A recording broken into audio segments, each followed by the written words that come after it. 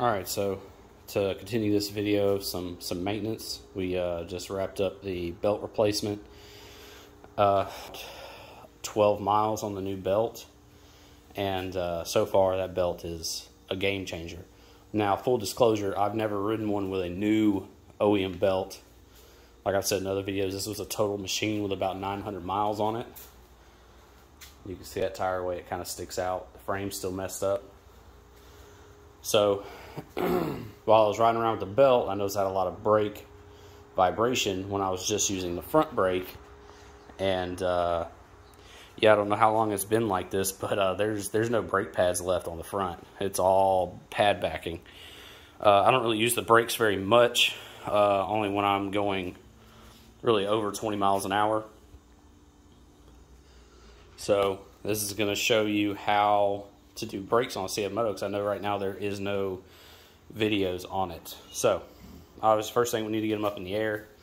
This is a 2-ton floor jack. This should be plenty sufficient. Picked it up on the frame. And 17mm socket to get the wheels off. These may be Can-Am wheels with the spacers, but I'm still using the original CF Moto lug nuts. 17mm.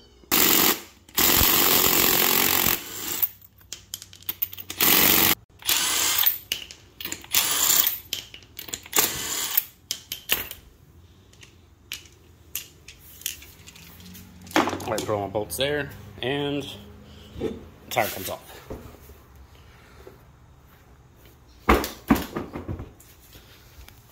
Easiest way to look and check your brake pads is in there. This side is still pretty good. There's a little bit of pad left. That inside pad seems to be what's wearing faster. Outside pad seems to be some life left, but I have all new pads. We'll show you those now. Well, this seller seems to have shorted me two front pads, 2 rear pads. This is all I got. But anyway, we'll continue. So these are the brake pads, front, rear. We're going to be using this Worth silicone lubricating compound for the slides and metal contact points on the corners of the pads. This stuff works really good in the automotive industry. Use it on full-size vehicles. Got my torque wrench to torque everything back to spec, the wheels and everything. So let's get to it. All right, here we are on this right front side. As you can see, no pad left. Piston's fully extended, no pad left. Inside brake pad, a little bit left. First thing we need to do is take this shield off, 10mm on the back side. Now we're going to be taking the caliper itself off. These are 14mm, and watch these flat spots and these slides. There's one on top, one on bottom. Don't. Make sure they're still facing this way, and I'll show you why here in a minute. All right, 14s are removed. So now what we can do, if they won't come off, just kind of turn it like this, and it'll relieve some of that pressure. You can just take it off. There's that piston. Woo! Look at all that. Here we go. What we came. Here's why we're doing it. No pad left. These are the rivets that originally held the pad on. Take the other side out. And there. Got a brake pad and no brake pad. And this is what it's going to do to the rotor. See if I can get the light. It's pretty bad. But like I said, I don't use my brakes very much, so I'm not really worried about it. Plus, as expensive as these pads are compared to full-size vehicles, I'd hate to know what one of these rotors cost. So our next step, we're going to be cleaning these retainers, tension retainers. We're pulling these boots out, put some more grease in there. Out this flat spot. So if you look right here at the bottom of the bolt, that's where that flat spot goes. It keeps it from spinning. And you can install it that way, where this rounded edge is right here below this bolt hole. But it will bend this. It won't be seated fully, or they may, depending on how tight, how much some bolts can hold. See this on Japanese cars a lot. Come in, doing brakes again. Never really caused an issue, but this was folded over because it wasn't put back right. All right, so our next step is getting these off. They only go on one way. You can't mess it up. So they sit in there like this. There's 4 of them, 2 at the top, 2 at the top, 2 at the bottom. We're just gonna clean them up a little bit, get all this stuff out. And if you're like me, you're gonna be cleaning it. We're gonna take the caliper bracket off. So we have 15s, top and bottom. We'll take those out. Also, just a side note, most of this guide grease, it's dark. Doesn't mean that there's a bunch of debris and anything and it's dark. Most of the grease that most OEMs, most car manufacturers use is already dark. What you need to do is clean it off. If there's pitting from rust, then that's a problem, but they're not seized, they move. It's exactly what they're supposed to do. So we're just going to apply some more grease, clean them up, apply some more grease, and continue on. These don't have to be super clean like polished metal, but that's better. That's what we're going for here. So at the end of the day, as soon as I unload it off the trailer, it's gonna, all that mud's gonna be right back. I just used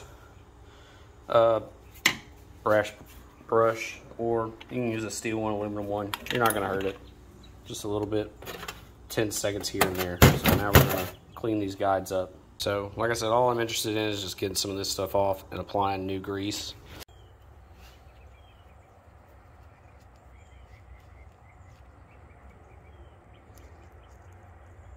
So now with the grease gone,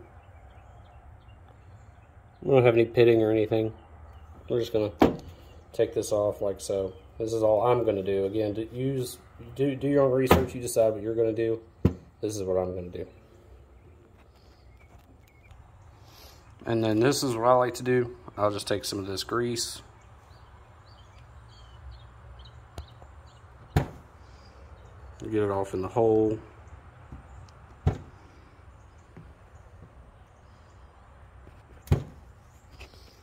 Just like that. We'll take our guide. As you can see, it's not wanting to sit down, so what we have to do, we just have to work it in. Like that. Make sure your boot's over the collar. Do the same for this side.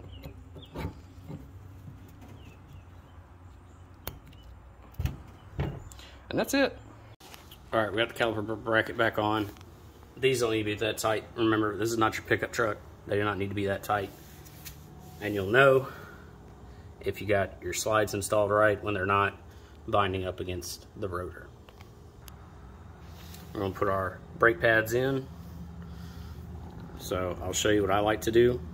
Is go in at an angle like this. Make sure you're in the bottom, somewhat of an angle. Get them in, see it's in, and I'll work it in. And you know our pads aren't too big because there's going to be a little bit of a lip. They're not going to sit perfectly flush.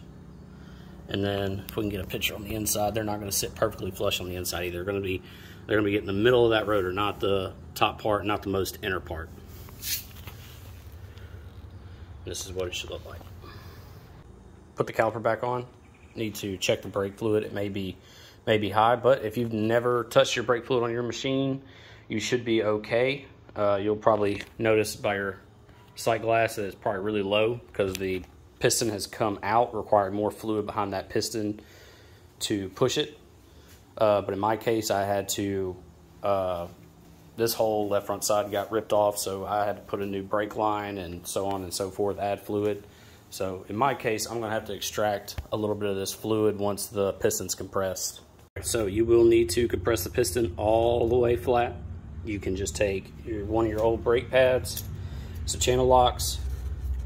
You can see where I kind of bit on it, and just light, even pressure, and it'll work its way in. And then it should just fit on there. I have to, like that. It's a tight squeeze. Had to use both hands. A little bit of palm pressure. Now again, like I said, we're going to make sure these flat spots are where they need to be, just like that. And they're going to sit in that groove. come around, check the brake fluid. You can see mine's come up because we can press that piston. I'll have to extract some of this fluid. This is over full. I won't be able to get my bladder and cap back on. And now is a really good time if you wanted to go ahead and service your brake fluid. Brake fluid is very, what is called hydroscopic. It absorbs moisture in the air. It is recommended to do the brake fluid every couple years or so many miles. This time, since you already have great access to the bleeders right here, now is a really good time to do that if you wanted to. All right, now that we're fully back together, we got all our bolts in. Just keep in mind, tightening these things is not your pickup truck. It's not your full-size car. There's a lot smaller bolts, a lot smaller components. These castings, I guarantee, are not made to similar quality of a $40,000 truck. So keep that in mind. These are not strong bolts. So tighten them down. I'm sure we can find the torque specs, but just keep in mind it's not that much. So that really completes our front brake pad installation.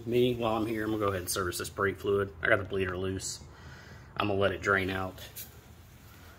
I'm not gonna take it all out. I'm just gonna try and get as much as I can out. We're gonna do both sides.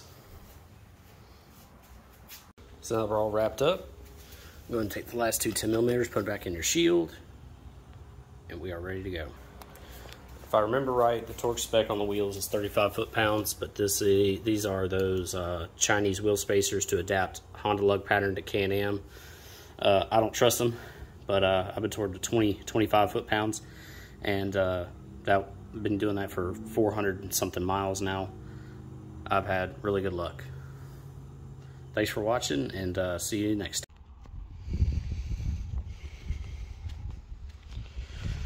Well, I got sucked into a bad hole in some sand. See the floorboards. Put the diff lock in. Broke it again.